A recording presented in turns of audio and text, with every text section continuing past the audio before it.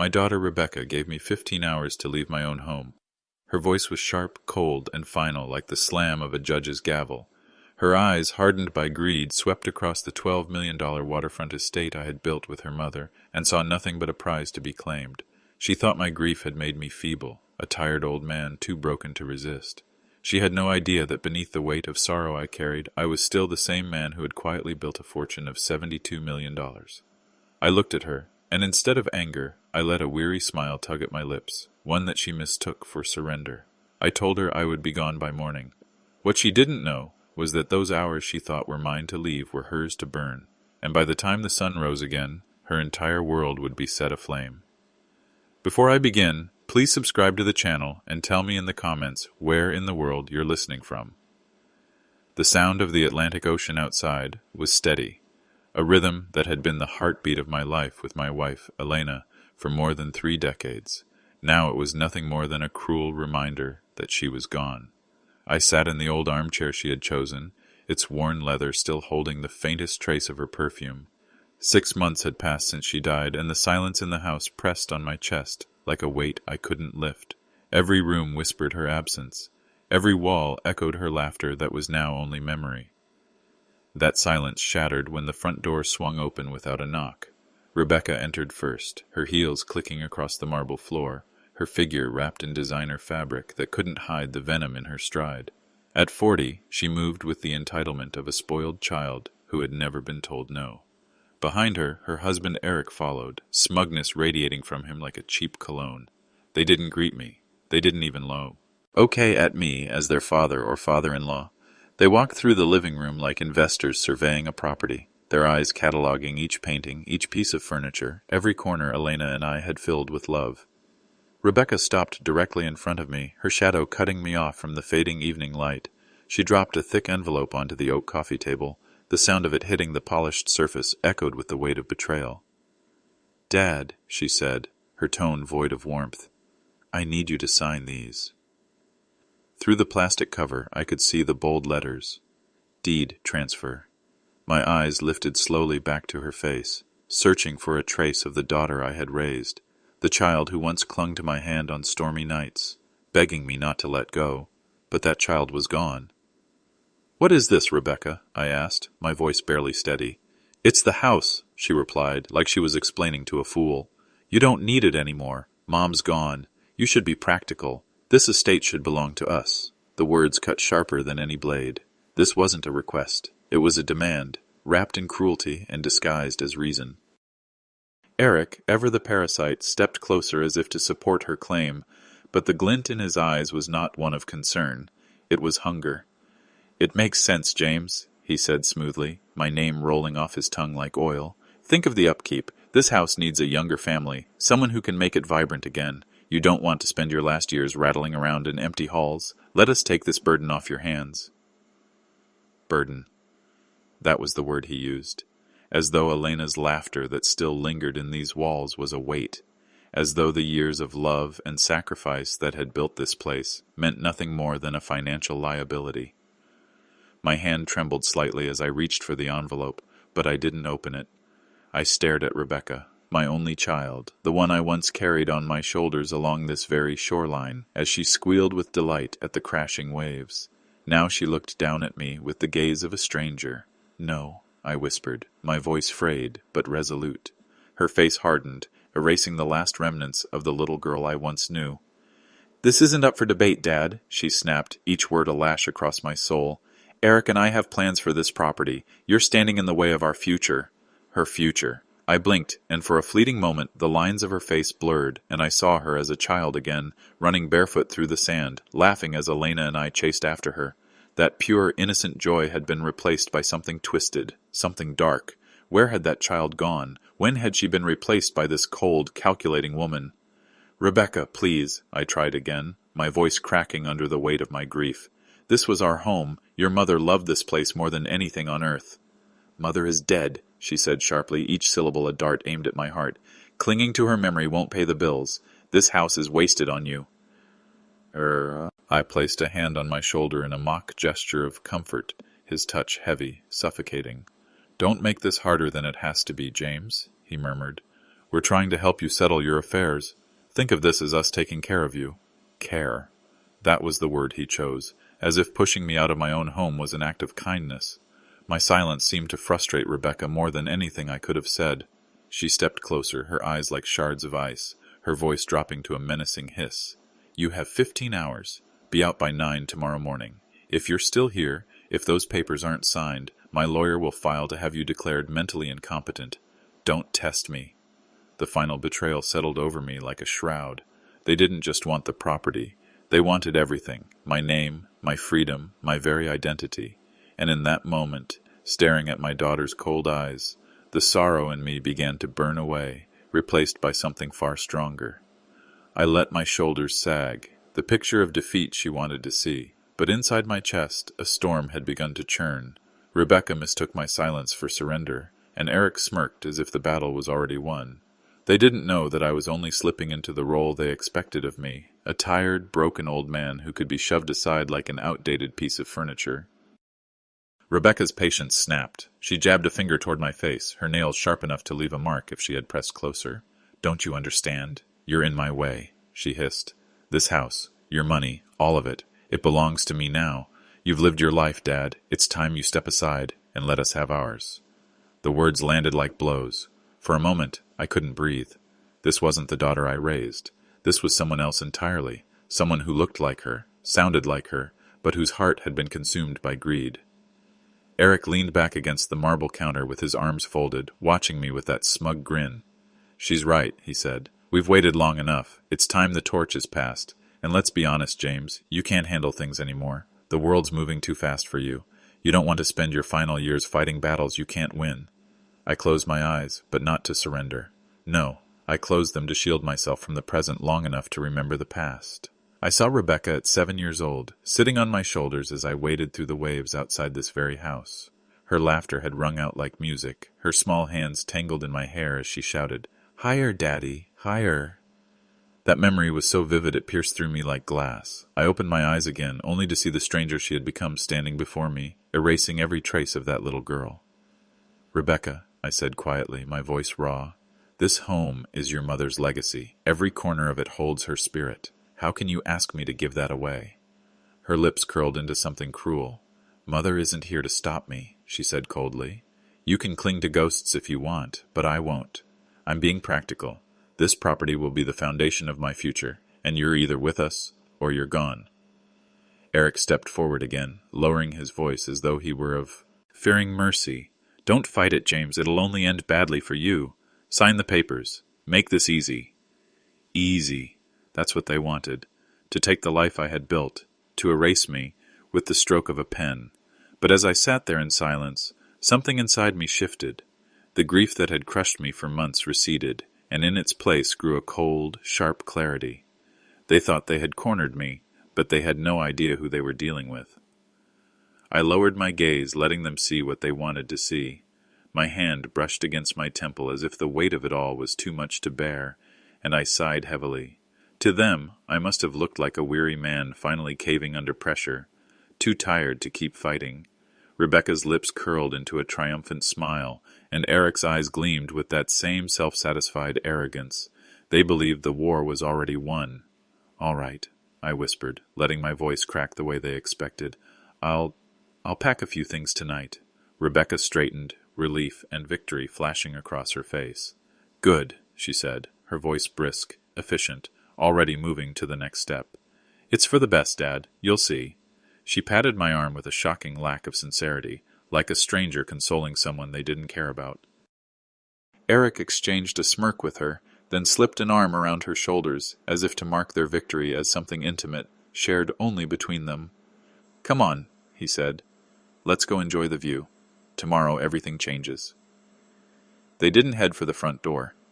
No, they walked toward the back patio that overlooked the water, the same place where Elena and I had watched countless sunsets. The sliding glass door whispered open, and the sound of the ocean carried their laughter back into the room. They were celebrating their conquest already, drinking to a future that had not yet arrived, to riches they thought were theirs for the taking. I remained still in my chair, my hands folded in my lap, the envelope of betrayal resting on the table before me. I didn't move to open it. I didn't move to pack. Instead, my fingers brushed the side of the armchair, finding a small button hidden in the seam, one I had installed years ago. With a soft click, a tiny green light on the stereo receiver blinked, then went dark. The system was active. When we first built this house, I had indulged myself with a state-of-the-art sound system. Elena used to laugh, teasing me that I could probably hear a seagull sneeze from a mile away. But what she didn't know was that my indulgence doubled as security. Tiny, discreet microphones were hidden along the exterior, perfectly placed to catch conversations on the decks and patios. I picked up the remote, selected the patio zone, and lowered the volume until the faintest murmur of voices filled the room, and then I leaned back, closing my eyes, listening not to the ocean, but to my daughter and her husband as they buried me alive. Clinking glasses rang through the speakers. "To us," Eric said, his voice booming with smug bravado. "To getting what we deserve," Rebecca replied, her tone sharp with glee. I pictured her raising a glass of wine, her lips curled in a smile as cruel as it was triumphant. And as I listened to them laugh, oblivious to my quiet watch, I knew something with perfect certainty. Their reckoning had already begun. Their voices drifted through the speakers, crisp and clear, every word cutting like a blade. I could hear the faint clink of their wine glasses, the creak of the patio lounge chairs as they settled in, already congratulating themselves on a victory they hadn't truly won. "I can't believe how easy that was," Rebecca said, with a laugh that grated against every nerve in my body. "He folded like a cheap suit. I almost feel bad." "Almost," Eric chuckled darkly. "I told you, grief makes people weak. He's too lost in his memories to even see what's happening. That little threat about having him declared incompetent? Genius. He doesn't realize we've got him cornered." My stomach tightened, but I kept listening, my face an unreadable mask in the dim light of the living room. "This isn't just about the estate," Rebecca continued, her voice turning low and conspiratorial. "That house is just the key. Once we have it in our name, we go to court and show the judge that our poor grieving father gave away his most valuable asset without a fight. We'll prove he can't make rational decisions anymore. That's when we get control of everything, not just the house, all of it." "All of it," Eric echoed, and I could hear the satisfaction dripping from his words. "The accounts, the properties, the investments. He thinks he just has a few retirement accounts tucked away. He has no idea what we know. Our investigator did good work." Rebecca laughed again, sharp and ugly. "He has no idea, does he? He thinks this is just about one house worth $12 million. The man is sitting on $72 million, and he doesn't even realize that we know every detail. The offshore accounts, the art collection, those little commercial properties under shell companies. He thinks he's clever. He's not." The air left my lungs, but not from surprise, from fury. They had dug through my private life, uncovered secrets I had protected even from my closest friends. They had investigated their own blood, not out of concern, but out of hunger, and they thought they had won. Then came the words that didn't just wound me. They shattered something inside me. "Honestly," Rebecca said with a cruel laugh, "Mom's death was actually good timing. If she were still alive, she'd never let this happen. She was always the strong one. Dad was just the provider. Good timing. The death of my wife, the woman I had loved for over 40 years, reduced to an opportunity. The silence of the house seemed to vanish in that moment, replaced by a roaring in my ears. Elena's face swam in my memory, the hospital room, her frail hand gripping mine, her voice whispering that I must protect what we had built together. And in that moment, I remembered my promise.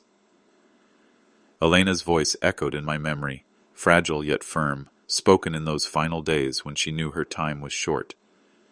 "James, promise me you'll protect what we built. Not just the money, but our values, our name. Don't let anyone tarnish it." I had promised her, and in my grief I had nearly forgotten, but Rebecca's cruelty snapped that memory back, into focus like a whip across my soul. On the patio, Eric's voice dropped to a conspiratorial whisper. "First, we liquidate the art collection. It's the easiest asset to move. Then we leverage the properties. Once we have control, we'll never answer to anyone again. We'll be set for life." "And Dad?" Rebecca asked casually, as if she were discussing a piece of old furniture. "We'll find him a nice quiet place," Eric said smoothly. "Some facility out of state, somewhere he won't bother us. He can spend his final years staring at walls while we live the life we deserve." They laughed together, the sound as ugly as broken glass. I leaned forward in my chair, my hand gripping the armrest until my knuckles turned white. They weren't just trying to take what I had built. They were planning to erase me, to lock me away and discard me like refuse. But the man they believed was broken was not the man I truly was. The grief that had weighed me down for months began to transform. It did not vanish. No, it hardened. It became cold, sharp, and unyielding. They mistook my silence for weakness, but it was strategy. They mistook my stillness for surrender, but it was patience. I reached for the stereo remote and pressed the button, cutting off the feed. I had heard enough. The sadness in my heart receded into the background, replaced by something far stronger. Resolve. Slowly I stood, my joints aching but my spirit steadier than it had been in half a year. I walked to the large painting that hung above the sofa, a stormy seascape Elena had loved. I lifted it carefully, revealing the steel door of a safe embedded in the wall. With practiced precision, I spun the dial and opened it. Inside was no cash, no jewelry, just a satellite phone and a worn leather briefcase. My fingers brushed the cracked leather, and I pulled it out, setting it on the coffee table where Rebecca's envelope still sat. That envelope represented their betrayal.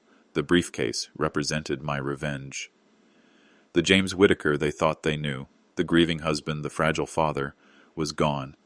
In his place was the man who had built a $72 million empire from nothing, and that man was very much alive. I whispered into the quiet room, a vow to the woman whose memory they had desecrated. I'll protect what we built, Elena. I'll protect it with everything I have. And as I clicked open the latches of the briefcase, the storm inside me finally found its purpose. The briefcase opened with a soft creak, its hinges old but sturdy, like the man who carried it. Inside were no trinkets, no sentimental keepsakes, just the tools of the life I had kept hidden. Encrypted drives, legal documents, a small notebook filled with codes only I could understand. The remnants of decades of careful planning, of quiet empire building done in shadows. Rebecca thought she knew everything. She thought her investigator had unearthed my secrets. She had only scratched the surface. I ran a hand over the leather, remembering Elena's words from our 40th anniversary. She had been radiant that night, standing on this very deck as the sun bled gold into the sea. She had gripped my hand, her eyes full of that fierce light I adored. You have the kindest heart, James, but don't ever let Innes be mistaken for weakness. Promise me that. I had kissed her then, vowing never to fail her. And tonight, her voice rose again inside me, a reminder that kindness was over. Strength had to take its place. On the patio, muffled laughter floated through the glass doors. Rebecca and Eric, drinking their wine, toasting to my downfall, ignorant of the storm rising inside these walls. They believed they had stripped me bare, reduced me to nothing more than a trembling relic. They couldn't see that they had awakened the part of me I had buried for years, the strategist, the builder, the predator. I snapped the briefcase shut, its weight solid in my hands, and rose from the chair.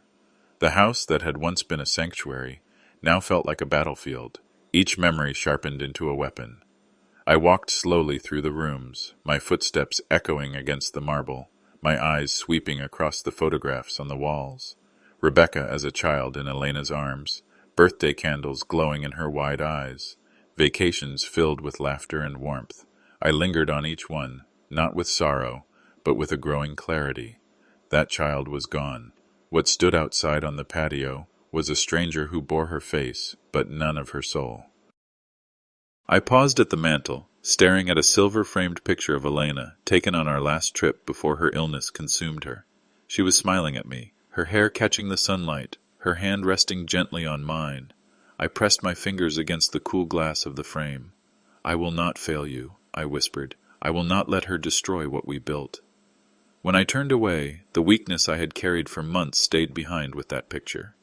I stepped into the foyer, briefcase in hand, and opened the front door. The salty air rushed against my face, carrying the smell of the ocean, but it no longer soothed me. It fueled me. Parked at the end of the driveway was a black sedan, sleek and unremarkable, waiting under the cover of darkness. The driver stepped out, silent, opening the rear door without a word. He knew better than to ask questions. This was the life I had kept hidden. I slid into the back seat, the briefcase on my lap, and as the car pulled away from the estate, I didn't look back. Rebecca thought she had won, but the war had only just begun. The sedan rolled silently down the coastal road, the hum of its engine blending with the distant crash of waves. Streetlights flickered across the glass, casting shifting patterns across my face as I sat in the back seat, briefcase resting heavily on my lap. For the first time in months, I didn't feel like a grieving widower or a discarded father. I felt like myself again. Not the man Rebecca thought she could manipulate, but the man who had built an empire brick by brick, deal by deal, never once flinching in the face of adversity. The coastline gave way to the city, the pastel shades of beach houses replaced by the cold, sharp glare of downtown towers. It felt symbolic, a transition from the soft memories of Elena's love to the steel-hard resolve of the man I needed to be now. We turned into a private underground garage, and anonymous, secure, and mine. The car stopped in front of an elevator door that required more than a key. It demanded both a card and a fingerprint. I pressed my thumb against the scanner, slid the card into its slot, and the heavy doors opened with a muted chime. The elevator carried me upward, each floor falling away beneath me until the doors parted directly into the heart of my hidden world. No photographs adorned these walls. No furniture softened its edges. This was not a home. This was a command center. The penthouse stretched open, vast and minimal. Glass walls on three sides offering a view of the city that stretched endlessly beneath me. In the center stood a massive desk of dark wood and chrome, its surface bare except for a sleek terminal. Against one wall, an array of screens waited, dark and silent, like watchful eyes waiting to be awakened. I set the briefcase on the desk and opened it. Inside, alongside the encrypted drives, was a satellite phone. My fingers lingered on it for a moment before I reached for one of the drives, sliding it into the terminal. With a hum, the screens flickered to life. Numbers cascaded down. Accounts and holdings, communications channels, maps of properties scattered across continents. The empire Rebecca thought she understood revealed itself in living color. For years I had chosen a quieter life, letting the world believe I was nothing more than a wealthy man content with his estate and his family. But this was who I truly was. Every figure on those screens was a weapon, every property a shield, every account a bullet waiting to be fired. I picked up the satellite phone and pressed the single program number. It rang once. "I was wondering when you'd call," came the calm, familiar voice of David Morgan, my lawyer, asset manager, and closest confidant of 3 decades. "David," I said, my voice steady for the first time in months. "It's time." There was a brief silence, then a shift in his tone. "How bad is it, James?" I looked out at the glittering city below, a million lives unfolding beneath my feet. "Bad enough," I said coldly. "Activate the protocol. Everything begins tonight."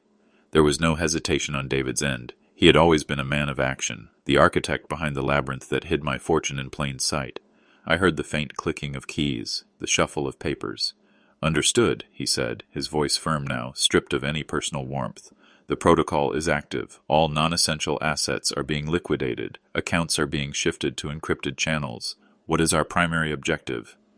"Justice," I said simply, though in my chest it felt more like vengeance. "And a promise I intend to keep." I paced across the wide glass windows, the city below a glittering sea of lights, each one indifferent to the storm raging in my life. I relayed every detail of what I had overheard on the patio. The ultimatum, the threat of being declared incompetent, Rebecca's mocking cruelty about her mother's death, Eric's plans to lock me away like a forgotten relic. My words carried no tremor, no grief, only precision. David listened without interruption, and when I finished, a heavy silence lingered on the line. "I always hoped her character might rise to the occasion," he said finally, his voice tinged with genuine sorrow. "It seems it's sunk to the bottom instead." "Hope is a luxury I can't afford anymore," I replied. "Now we cut the rod out, clean and swift. The first move is the waterfront estate." David hesitated. "Selling it on such short notice through normal channels would raise alarms. It could take months." "That's why we won't use normal channels," I interrupted. "Do you remember the Singapore Hospitality Fund, the same group that tried to buy the Beverly Hills property 2 years ago?" "Vividly," David said. "They buy trophy assets for cash. No questions, no delays." "Exactly. Call their representative. Tell him the estate is available for immediate purchase. 12 million, wired to the Swiss account by 9 a.m. tomorrow. It's a bargain for them, and they know it. But the deal dies with the sunrise if they hesitate." David's fingers flew over his keyboard. "They'll take it. For them, it's prestige and speed. I'll have the digital paperwork drafted within the hour. What about Rebecca and Eric's residence? The ache in my chest tightened. This was the move that would sever the last thread. The house in West Palm, the one they think I gave them. I have the file, David said. 6,000 square feet, 2 acres, and still legally owned by the Whitaker Trust. Rebecca has residency privileges only, no ownership. You hold absolute authority as trustee to revoke those rights. Good, I said, my voice like steel. Draft a termination of residency, effective immediately, delivered tomorrow morning by a process server, and I want it timed exactly 30 minutes after the estate changes hands. I want her to lose everything at once. David paused. There's no going back from this, James. They made that choice, not me, I answered, watching my reflection in the dark glass. I didn't see a grieving man anymore. I saw a hunter. I set the phone on the desk for a moment, the hum of the servers filling the silence. The gears of my plan were already turning, but there was one final piece to ensure it all fell into place. The financial side was in motion, but when dealing with predators like Rebecca and Eric, the human element mattered just as much as the legal one. They would fight, scream, claw, anything to cling to what they believed was theirs. I wasn't going to let their chaos derail precision. I picked the satellite phone back up and dialed another number, one I had not used in years but trusted more than most blood relatives. The line clicked once, and a deep, measured voice answered. Mr. Sterling, he said, addressing me by an alias I had used for decades. His tone carried no surprise, no hesitation, only quiet readiness. Marcus, I said, I need a 2-man team, discreet, professional, impeccable. They'll escort the representative of the new owner onto the estate tomorrow morning. Their presence is to ensure a peaceful transfer, no physical altercations. They're there as a deterrent only, unless absolutely necessary. There was a pause, the faint scratch of a pen on paper. What time? Marcus asked. I glanced at Sit, the atomic clock glowing softly on one of the monitors. Its second hand swept forward with relentless precision. 9:01 a.m., not a minute earlier, not a minute later. That's when the keys change hands. They'll be there, Marcus confirmed, his voice a promise carved in stone. Bill the usual account, I said. I ended the call without further words. Marcus never needed explanations. He was a man who understood the weight of silence. I leaned back in the chair, staring at the wall of screens now alive with activity. Accounts shifting, properties flagged, legal documents drafted in real time. Every piece was moving, every domino lined up for the fall. Rebecca and Eric were asleep at the wheel of a vehicle they thought they controlled, blissfully unaware that the ground beneath them was collapsing. For the first time in months, my chest felt lighter, not because the grief was gone, it never would be, but because it had found purpose. I wasn't just reacting anymore. I was acting. I was building. Elena's voice whispered in my ear again, "Don't let kindness be mistaken for weakness." They thought I was weak. They thought I was finished. But when morning came, they would learn what it meant to underestimate me. The city lights stretched endlessly below, each one a story, a life. To most, they were just pinpricks of light in the dark. To me, they were reminders of what I had built, of the quiet empire forged through discipline and will. And if I could build it, I could just as easily take it away from those who tried to steal it. Tomorrow, Rebecca would wake thinking she had conquered me. By sundown, she would know the truth. She had never even begun to fight the right battle. The morning sun broke across the Atlantic, spilling gold across the waves and into the sprawling windows of the estate. Rebecca stirred in the master bedroom, a room that had once been sacred to Elena and me, filled with our laughter, our whispered dreams, our quiet moments of love. Now Rebecca lay sprawled across the sheets, a queen presiding over a kingdom she believed she had conquered. Eric was already awake, sipping an espresso in the kitchen as though he had lived there all his life. He wore a silk robe, his posture relaxed, his smile smug as he gazed out at the ocean. When Rebecca appeared in the doorway, he raised his cup like a toast. "Good morning, my love. How does it feel to wake up in your $12 million palace?" Rebecca smiled, stretching languidly. "It feels right," she said, "like it was always meant to be ours." She padded barefoot across the marble floor, her eyes sweeping over the view with an arrogance that made my stomach churn even in memory. Finally, everything is the way it should be. They spent the next hour wandering the house, voices echoing through the high ceilings as they spoke not with reverence, but with entitlement. "This wing is outdated," Rebecca said sharply as they entered my study, the place where I had spent nights with Elena, poring over maps, old books, and photo albums.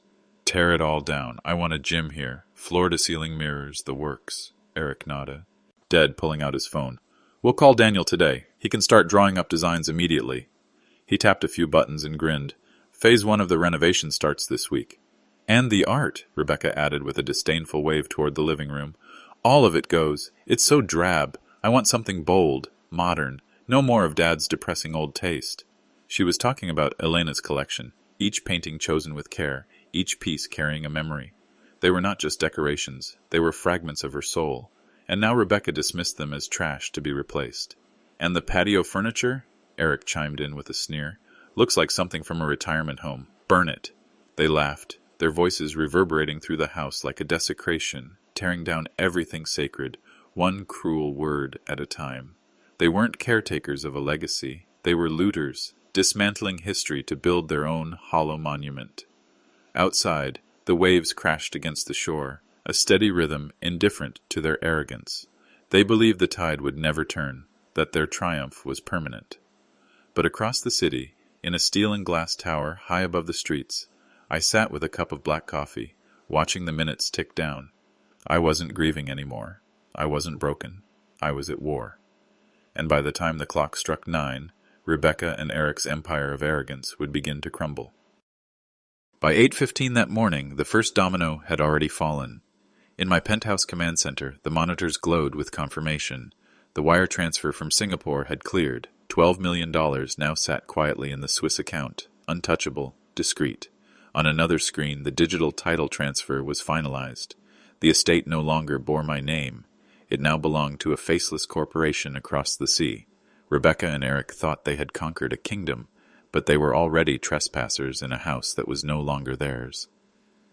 The phone buzzed against the polished surface of my desk. David's voice came crisp and efficient when I answered. "It's done," he said. "The estate is out of your hands. As of this moment, you are no longer the legal owner of that property." A strange pang hit me in the chest, but it was fleeting. I had loved that house. Elena had breathed life into its walls, and every corner whispered of her presence. But love was not possession, and memories could not be stolen. The building was nothing without her. I exhaled slowly. "Good. And the West Palm property?" David shuffled papers, the sound precise, deliberate. "The termination of residency has been drafted and notarized. Rebecca's privileges are revoked under the trustee clause. I've scheduled a process server for 9:30 a.m. He'll deliver the notice directly to their door." "Perfect," I said. "I want the timing exact. The eviction should land 30 minutes after the estate is taken from under them. 2 blows, one after the other. Let them feel the ground collapse beneath both feet." David hesitated, his tone softening. "James, once this is done, there's no repairing that bond. She'll hate you forever." I stared out at the city, its countless lights twinkling like indifferent stars. "She made her choice when she tried to erase me. My job isn't to preserve her love. It's to protect the promise I made to Elena." "Understood," David said quietly. "Then it will be done." I set the phone down, my eyes drifting to the clock on the wall. 8:30. The countdown had begun. Meanwhile, Rebecca and Eric were still giddy in their delusions. Rebecca was already on a call with the designer, her voice dripping with authority as she dictated changes. Eric paced the deck, speaking of parties he would host, investors he would invite, the new life they would flaunt in the home they thought was theirs. They had no idea the foundation of their dreams had already been sold from beneath them. I pictured them laughing, smug in their victory, unaware that their empire was built on sand. I didn't smile at the thought. There was no joy in this, only inevitability. They had sown betrayal, and now the harvest was coming. 9 o'clock was the deadline Rebecca had given me. 9:01 would be the hour her reign collapsed. The minute hand crept toward the hour, each tick a drum beat, leading to the inevitable. I sipped my coffee slowly, its bitterness grounding me in the present. On the screens before me, encrypted channels blinked with updates, transactions secured, legal filings time-stamped, confirmations arriving one after another. The machinery of my empire was moving with ruthless efficiency, and yet it was the human moment about to unfold that mattered most. At exactly 9 o'clock, Rebecca glanced at the diamond-studded watch on her wrist and smirked. His time is up, she said to Eric, her tone dripping with triumph. Our pathetic old man is officially homeless. Eric chuckled, setting his phone on the table. Let's call him. I want to hear what it sounds like when he answers from some dingy motel, crying into a box of tissues. Rebecca laughed, already scrolling to my contact, but before her finger could press the screen, the doorbell rang. The sharp chime echoed through the house, loud, authoritative, cutting through their gloating like a blade. Rebecca frowned, irritated. Who the hell is that? I'm not expecting anyone until the architect this afternoon. Probably a delivery, Eric muttered, waving her off. Ignore it. But the chime rang again, louder this time, insistent. Whoever was at the door wasn't leaving. With a huff, Rebecca stormed across the marble floor and pulled the massive door open, her annoyance ready to spill into words. But the greeting froze in her throat. On the doorstep stood a man in a perfectly tailored charcoal suit, his silver hair neatly combed, his expression calm and professional. In one hand he carried a leather portfolio. Flanking him were two men, larger, younger, dressed in suits that couldn't hide the coiled strength of their physiques. Their eyes, hidden behind dark glasses, were unreadable, their presence radiating authority. "Good morning," the man said, his voice smooth, polished, and unwavering. He offered a polite smile. "My name is Mr. Harrison. I represent the new legal owners of this property. I believe you are Rebecca Whittaker?" Rebecca blinked, her mouth opening and closing. What? New owners? This is my father's house. It's my house." Mr. Harrison's smile never faltered. He opened his portfolio and produced a stack of documents, the top page bearing the official seal of the county recorder. "There is no mistake, Ms. Whittaker. The sale was finalized this morning at 8:15. As of now, this estate is the property of my clients. I am here to oversee the transition." Eric appeared behind her, his face flushing with anger. "This is nonsense. This is a scam. You're trespassing." "I assure you, sir, this is no scam," Harrison replied, extending the deed with measured calm. "The law is quite clear, and as per the terms of the sale, you have 24 hours to remove your belongings. After that, the locks will be changed." Rebecca's hand shook as she snatched the paper, her eyes scanning the words she could barely comprehend. The walls of her kingdom had just begun to collapse. Rebecca's face twisted as her eyes darted across the legal text. Each line was like a hammer strike, shattering the illusion she had wrapped herself in. The sale price, $12 million, the seller's name, mine, the buyer, an anonymous corporation based in Singapore. It was all stamped, sealed, official, irrefutable. "No!" she screamed, her voice sharp enough to rattle the glass panes by the door. "This is fake! This is a forgery! My father would never— He can't do this!"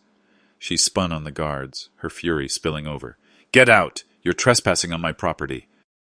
The two men didn't flinch. They stood like stone pillars, impassive, their dark glasses reflecting her rage back at her. Mr. Harrison kept his smile, calm and professional as ever. "I understand this is upsetting, but there is no mistake. The law recognizes my clients as the rightful owners. You have until tomorrow morning to vacate." Eric shoved past Rebecca, puffing up his chest, his voice dripping with arrogance. "You think you can come here and bully us? We'll call the police. We'll have you arrested." "Please do," Harrison replied smoothly. "Local law enforcement has already been notified of the sale. They are aware of my presence. You are, of course, free to call them, but they will confirm what I've told you."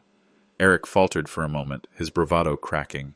He looked at the papers again, scanning for loopholes that weren't there. This can't be real.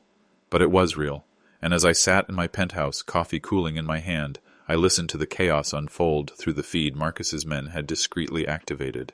Every word, every scream, every denial reached me crisp and clear. Rebecca's voice rose again, desperate, shrill. "He can't do this. He's old. He's grieving. He's not in his right mind. This isn't valid. It can't be valid." Eric grabbed her arm, whispering frantically, but the microphone caught it. "Stop yelling. You'll make us look unhinged." Rebecca shook him off, her breathing ragged. "Don't you get it? He did this. He did this to us." At that moment my phone buzzed. I didn't answer right away. I let it ring twice, savoring the sound of panic that I knew was pouring down the line. When I finally pressed it to my ear, her voice exploded through the speaker, a torrent of rage and disbelief. "What did you do?" Rebecca screamed. "What the hell did you do?" I held the phone slightly away from my ear, letting her words echo in the vast penthouse. Again, I took a calm sip of coffee before answering, my voice even, steady, unshaken. "Good morning, Rebecca. I did exactly what you told me to do. I left the house. Because, as you can see, it's no longer mine to be in. Rebecca's scream tore through the phone, raw and jagged. You can't sell it! It's mine! It's my inheritance! Her words cracked into hysteria, breaking apart like glass under too much pressure. I let the silence stretch for a moment, listening to her desperation, to the sound of a daughter unraveling when she realized the game was no longer hers to control. Your inheritance? I said at last, my tone calm, almost detached. An inheritance is a gift, Rebecca, not an entitlement, and it can be taken away. Her sob caught in her throat, choking into a snarl. You're destroying me. No, I replied coldly. I'm teaching you. As she sputtered, Eric's phone began to buzz. Annoyed, he glanced down, expecting a friend, or perhaps the designer they had been so eager to hire. Instead, his face blanched. The caller ID displayed the name of their neighbor in West Palm. He answered anyway, his voice tight. What? I'm busy. On the other end, frantic words tumbled out, muffled but urgent, enough for me to hear faintly through Rebecca's line. Eric's expression shifted from irritation to shock, then to sheer panic. His eyes widened, his lips parting as the truth hit him like a freight train. What are you talking about? He whispered hoarsely into the phone. A process server? Posting what on our door? His face turned the color of ash. No. That's impossible. Rebecca turned, clutching his arm. What is it? She demanded, her voice cracking with fear. Eric looked at her, pale and trembling, his hand shaking around the phone. It's an eviction notice. At the West Palm house. He's taking that too. The silence that followed was heavier than any scream. I could picture it. Rebecca's grip tightening on Eric's sleeve, her nails digging into him as her breath hitched, her world collapsing piece by piece. Oh, Rebecca, I said softly into the phone, my words deliberate, sharp as a scalpel. It seems you'll need to start packing, both houses in fact. It's going to be a very busy day for you. She gasped, the sound hollow, broken, stripped of its arrogance. No, you wouldn't. You still don't understand, I interrupted, my tone low, final. The West Palm property was never yours. It was mine all along. You lived there because I allowed it. And this morning, I chose to end that allowance. That privilege is gone, just like the estate you thought you conquered. On the other end of the line, I heard the sob break free at last, a ragged sound that carried not anger, but terror. She had gone to war with me, convinced I was a ghost. She had just discovered I was very much alive. Rebecca's sob turned into a high, keening wail, the kind of sound I had only heard once before, the day she scraped her knee as a child and ran into Elena's arms. But this wasn't the cry of an injured little girl. This was the howl of a woman watching her empire dissolve into smoke. You can't do this to me, she screamed into the phone. You're my father! Fathers don't destroy their daughters! Her words trembled with desperation, but they no longer moved me. I stared out at the glittering skyline, at the millions of lights reflecting off the glass towers, and I let my voice fall as cold as steel. You were my daughter. What stands before me now is a stranger who tried to erase me. I warned you once, Rebecca. You mistook kindness for weakness. That mistake ends today. There was a sharp intake of breath, and then silence. I could hear her ragged breathing, shallow and uneven, every exhale a reminder that her confidence had shattered. Eric tried to step in, his voice trembling, grasping for authority he no longer had. This isn't over, James. We'll fight you in court. We'll prove you're not competent. Court? I cut him off with a bitter laugh. By the time you step into a courtroom, you'll have nothing left to fight over. Every asset you thought you could steal is locked away beyond your reach. You can't even claim the roof over your head. You gambled everything on the assumption that I was weak, and you lost. I could picture him standing there, jaw clenched, mask of arrogance slipping as reality sank its claws into him. Rebecca's voice came again, broken now, stripped of all pretense. Why? Why are you doing this to me? I let the silence hang for a long moment before answering. Because sometimes an investment goes bad, and you, Rebecca, you were my greatest investment. But you have failed. You no longer bring value, and I don't hold on to bad investments. The line went quiet. Then came the sound of something clattering to the floor, a phone hitting marble perhaps, or a glass dropped from trembling hands. I could imagine her sliding down the wall of that house, the house she thought she owned, her world collapsing around her. Eric muttered something inaudible in the background, his voice low, panicked, defeated. The defiance was gone. The bravado had crumbled. All that remained was the hollow echo of two people who believed they had won, now staring into the abyss of their ruin. I ended the call without another word. There was nothing left to say. Justice had been spoken. I placed the phone gently back on the desk, its silence heavier than any scream I had heard through it. Around me, the penthouse hummed with the quiet efficiency of machines, screens alive with activity, a symphony of numbers and codes. I stood for a moment, letting the weight of what I had done settle across my shoulders. Not guilt, never guilt, only the sharp ache of inevitability. Outside, the city moved on, oblivious. Cars streamed like veins of light through the streets below, lives unfolding in apartments and offices, none of them knowing that in this room I had just torn apart the illusions of two people who had tried to erase me. I took another sip of my now cold coffee. It tasted bitter, but it kept me steady. Across town, Rebecca and Eric were frozen in disbelief. The feed from Marcus's men captured every detail, their frantic pacing, the desperate flipping through legal documents they couldn't refute, the whispered arguments that cracked like brittle glass. "This isn't happening," Rebecca muttered again and again, as if repetition could undo reality. She clutched the eviction notice like it might dissolve in her hands if she just held it tightly enough.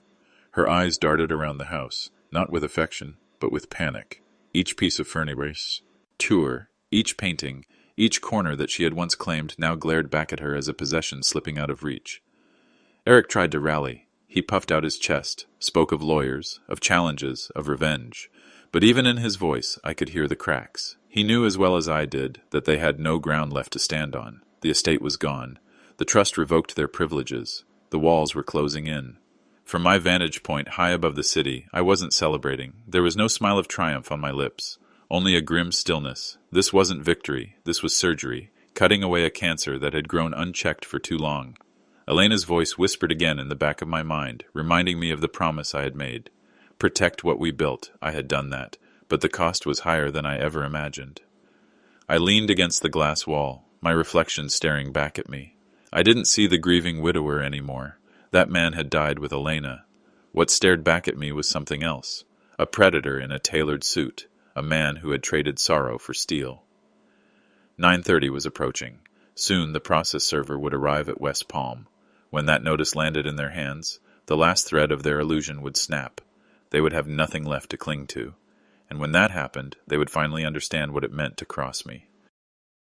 At precisely 9:30, the final blow landed. The process server, dressed in a plain suit and carrying nothing more than a leather folder, walked up the manicured driveway of the West Palm property. The morning air was crisp, the neighborhood quiet, except for the hum of sprinklers and the distant bark of a dog. He moved with the calm certainty of a man doing his job, unfazed by the storm he was about to unleash. Through the feed, I watched as Rebecca's neighbor peeked from behind their blinds, phone pressed to their ear, whispering frantically as the official papers were taped to the front door. The word "notice" glared in bold letters against the polished wood. Within seconds, a message lit up Eric's phone, vibrating in his hand. He looked down, and his face drained of color. "It's here," he croaked, holding up the screen to Rebecca. "They served us." Rebecca staggered back as though struck. No, that's not possible. They can't. He can't." Her voice cracked, rising in pitch until it was almost unrecognizable. She rushed toward the door, flinging it open as if she could tear the paper off and undo the truth it carried. Her trembling fingers ripped at the notice, but the words had already burned themselves into her reality. Termination of residency. Effective immediately. Eric stood frozen, his phone still pressed to his ear, listening to the neighbor's frantic confirmation that it was real, that everyone on the street had seen it. His voice faltered, thin and broken. "They're all watching. The whole neighborhood knows." Rebecca turned, clutching the crumpled notice in her hand, her face pale, her eyes wide with the kind of fear no amount of money or power could hide. She had strutted into my home last night, declaring herself queen. Now she looked like a child lost in the dark, stripped of everything she thought was hers. The guards at the estate remained silent. Immovable sentinels, their presence a reminder that the game was over. Mr. Harrison adjusted his cufflinks, his expression unchanged, as though this was just another transaction, another day's work. For him, perhaps it was. For Rebecca, It was the end of her kingdom. From my tower, I didn't smile. I didn't gloat. I only watched, my heart steady, my mind cold. Justice wasn't supposed to feel triumphant.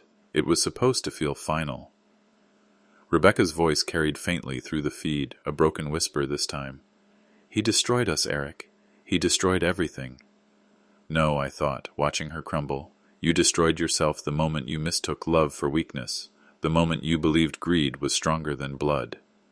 The eviction notice still flapped in her hand as she sank to her knees on the polished floor. The war she thought she had won was over, and she had lost it in less than a day. Rebecca's knees hit the marble floor, her sobs echoing through the hollow space of a house that no longer belonged to her. The eviction notice trembled in her hand, its official seal burning her like a brand. Eric stood a few feet away, pale and stiff, his bravado stripped away, leaving only a man exposed and powerless. She lifted the phone again, her voice shaking as she screamed into it. "How could you do this to me? To us? We're your family." I held the phone loosely, the skyline glittering outside the windows of my penthouse. My voice was calm, even, cutting through her hysteria like a blade.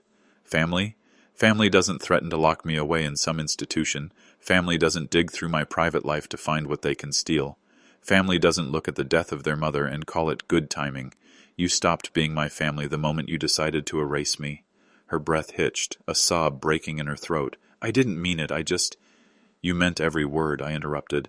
And I listened. I heard you both plan to strip me of my life, my freedom, everything I built. You thought you were clever, Rebecca. You thought you had me cornered. But you forgot one thing. I built this empire long before you ever learned how to spell your name. And I know how to protect it. Eric tried to take the phone from her, his voice low, pleading. "James, we can work this out. You don't have to." "Don't!" I cut him off.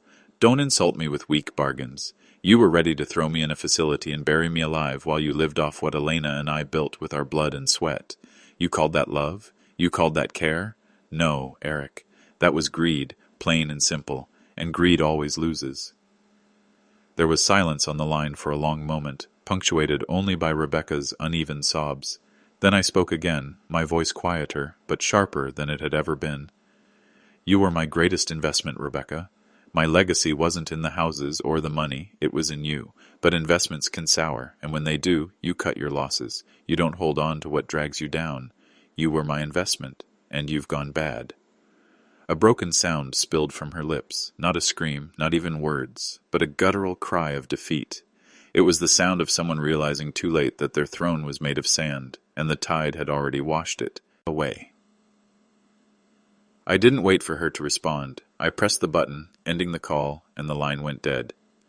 For the first time in months, silence filled the room, not heavy with grief, but clean, like air after a storm. The call ended with a flat tone, a sound that seemed to echo louder in Rebecca's ears than any scream I could have given her. She lowered the phone slowly, her hands trembling so violently that it nearly slipped from her grip. Eric reached out to steady her, but she jerked away, her eyes wild, her chest heaving with ragged sobs. Around them, the house seemed to grow colder. The sunlight streaming in through the wide windows no longer felt like warmth, but exposure, laying bare their ruin. The guards by the door hadn't moved an inch, silent pillars of authority. Mr. Harrison closed his portfolio with calm precision, his task already complete. He didn't need to say another word. The papers in Rebecca's hand were truth enough. Eric tried to rally, desperation forcing him into motion. "We'll appeal this," he muttered, though his voice shook. "We'll find a judge. Rebecca spun on him, her face twisted with fury. "Appeal what? We have nothing. Don't you get it? He sold this house. The other one's gone. We don't even have a roof over our heads." Her words broke into a sob, her anger collapsing into despair. She sank onto the stairs, clutching the eviction notice like a child clutching a torn doll. Eric stood helpless, running a hand through his hair, muttering curses under his breath. The man who had strutted so confidently, who had believed himself untouchable, now looked like a frightened boy caught in a storm he couldn't control. From my tower, I watched their unraveling in silence. Marcus's feed captured every broken whisper, every futile gesture, and yet I felt no thrill of victory. There was no satisfaction in watching my daughter crumble, only a heavy, quiet certainty that this had been necessary. Elena's face lingered in my mind, her eyes soft but firm as she had once told me, "If she ever loses her way, Don't let her drag you down with her. I had held on to hope for too long, hoping Rebecca would change. That grief had warped her temporarily, that she would remember the love she came from. But last night on that patio, when she laughed about her mother's death being good timing, I knew the truth. The girl Elena and I had raised was gone. In her place stood someone hollow, someone consumed by greed. The clock on my desk ticked forward. 10 o'clock. Barely an hour had passed since Rebecca's ultimatum had expired, and already her kingdom lay in ruins. I turned away from the monitors, the skyline stretching endlessly beyond the glass. For the first time in months, my chest rose and fell without the crushing weight of despair. Justice was done. But justice always leaves scars. The city stretched endlessly below me, but my eyes weren't on the lights or the skyline. They were turned inward, pulled back to the quiet memory of Elena's hand in mine, the way her touch could anchor me no matter the storm. She had been the soul of everything I built, the reason I pushed through sleepless nights, the reason I clawed my way from nothing to an empire. And now, though she was gone, her voice lingered in the hollow spaces of my heart, guiding me even in silence. I close, said my eyes, and let the memory of her last days wash over me. The sterile smell of the hospital, the soft beeping of machines, her voice weaker than I had ever known it. "James," she whispered, her fingers trembling against mine, "promise me you'll protect what we created, not just the money, the legacy. Don't let greed poison it." At the time, I promised without hesitation. I thought she was asking me to safeguard Rebecca. I thought love would be enough, but I had been wrong. Love couldn't fix a soul that had chosen to rot. On the screens, I watched Rebecca pacing the estate, her tears smearing her mascara into black streaks, Eric shouting into his phone as if lawyers could undo what had been sealed hours ago. They were still fighting shadows, too stubborn to face the truth. I turned the feed off. Their chaos was no longer my concern. Instead, I opened a different file, one David had prepared years earlier, a plan for withdrawal, for a life away from the noise and the endless battles. It was an idea Elena had loved, a retreat in the Wyoming mountains, a cabin surrounded by silence, where the only sound was wind through the pines. She used to smile when we spoke about it, her eyes lighting up at the thought of mornings spent sipping coffee on a porch with nothing but open land before us. I had shelved the dream after her passing, burying it under grief. But now, as the cold clarity of what I had done settled over me, I realized it was the only path left. The empire would remain intact, protected and untouchable, but I no longer needed to sit atop it like a king guarding treasure. Let Rebecca chase ghosts. Let Eric burn himself on the embers of ambition. I was done with battles. I pressed a button on the terminal, initiating the first steps. Funds shifted silently, preparing for relocation. Arrangements that had been dormant came alive again. Flights, transfers. The cabin was ready. I whispered into the quiet penthouse, to the memory of Elena. I kept my promise, and now I'm coming home. The hours that followed were a blur of silence and certainty. The wheels were already in motion, David handling the final transfers, Marcus ensuring every step remained undisrupted, and me, sitting alone in the penthouse with nothing but Elena's memory as company. For the first time in months, I didn't feel like prey. I felt like a man who had honored his vow. But across town, Rebecca was unraveling. Marcus's men reported back in concise bursts, her shouting, her desperate phone calls to lawyers who told her the same thing. There was no case. The sale was valid. The trust revocation was airtight. Every route she tried was a dead end. Eric's anger had curdled into panic. They argued until their voices cracked, each blaming the other, their grand alliance crumbling as quickly as their illusion of power. By late afternoon, Rebecca made her last attempt. My phone lit up with her name again, but this time there was no venom in her voice. There was pleading. "Dad, please, you can't leave me like this. I made a mistake. I didn't mean the things I said. I was angry. I was lost. Please, we can fix this. Just give me another chance." For a moment I closed my eyes and let her RDs wash over me. I wanted to believe her. I wanted to believe my daughter was still somewhere inside that shell of greed and arrogance. But then I remembered her laughter on the patio, the way she toasted to my ruin, the way she called her mother's death good timing. No amount of tears could wash away the poison of those words. When I spoke, my tone was flat, steady. "There is nothing left to fix, Rebecca. You broke it all yourself. You looked at me and saw weakness. You looked at your mother's memory and saw an opportunity. That was your choice, and choices have consequences. Her sob on the other end cut through me, raw and desperate. So that's it? You're just cutting me off? Your own daughter? I invested everything I had into you, I said quietly. My love, my trust, my legacy, and you squandered it. No one can destroy you but yourself, Rebecca. Remember that when you look in the mirror. I ended the call before she could answer, my thumb pressing firmly against the screen. The line went dead, and with it the last tether between us. From that moment on, she was no longer my concern. The empire was secure, the legacy protected, and I was already preparing to leave it all behind. The city outside pulsed with life, but I was done with it. My next sunrise wouldn't be over steel and glass. It would be over pine trees and mountains, over the quiet place Elena had dreamed of. The plane touched down in Wyoming just as the horizon burned with the orange glow of dusk. From the small window, I could see the endless sprawl of mountains, their jagged peaks piercing the sky, capped with snow that glimmered in the fading light. The sight was stark, beautiful, untouched. It was the opposite of everything I had left behind. No marble, no glass towers, no hollow laughter echoing through halls stripped of meaning. Just silence. Just truth. A driver met me at the airstrip, a quiet man who didn't ask questions. The car wound along dirt roads, climbing higher and higher until the air itself felt different, thinner, cleaner, sharper. When we rounded the last bend, the cabin came into view, a sturdy structure of timber and stone, its windows glowing faintly in the twilight. Elena had chosen it years ago, long before she became sick.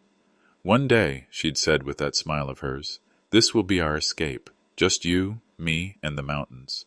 She never lived to see it, but I was here now, carrying her memory like a lantern to light the way. Inside, the cabin smelled of cedar and ash, the faint trace of wood smoke clinging to the beams. It wasn't large, not compared to the mansions I had owned, but it didn't need to be. A stone fireplace dominated the main room, logs already stacked neatly beside it. A worn leather chair sat near the hearth, waiting like an old friend. I dropped my bag by the door and sank into that chair, the silence wrapping around me like a blanket. For the first time in months, I exhaled without feeling the weight of grief pressing down on me. Here, there were no echoes of Rebecca's demands, no smug sneers from Eric, no legal documents dropped onto coffee tables like weapons.